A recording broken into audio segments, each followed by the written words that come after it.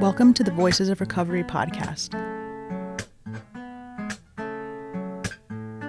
This is your spiritual principle of a day episode, featuring a recovering addict.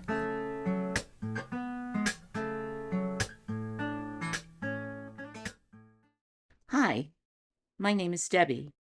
My clean date is June 23rd, 2013. You're listening to the Voices of Recovery podcast. This is the spiritual principle a day for December 8th.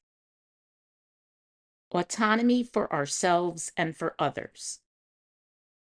Allowing our partners and ourselves to experience personal autonomy means we can grow and change at our own pace. From Living Clean, Chapter 5, Romantic Relationships, The Courage to Trust. Being a member of NA gives us plenty of chances to learn about relationships. For most of us, that starts with a sponsor and a home group, both of which offer lessons about autonomy. Every sponsor in NA, after all, eventually gets the opportunity to tell a sponsee, well, you're going to do what you're going to do, so whether that comes from a place of loving acceptance or frustrating sarcasm or a mix of both, our sponsors affirm that we are responsible for our own recovery and our consequences. When we're ready, we'll change. And as often as we say, that might mean when we've had enough pain, we'll change. The same is true in our groups. We offer one another experience, strength, and hope. The choice of whether to accept what is offered belongs to each of us as individuals. Honestly, I was getting real tired of a home group member who kept sharing about the same thing all the time, a member shared. I got tired of being annoyed, so I just let it go and gave them space. Months later, they had a breakthrough and began to change. Today, we're very close. I was so glad I didn't have to wait for their breakthrough in order to feel better myself. The ability to keep our own pace and allow others to keep theirs is valuable in all of our relationships, including romantic ones.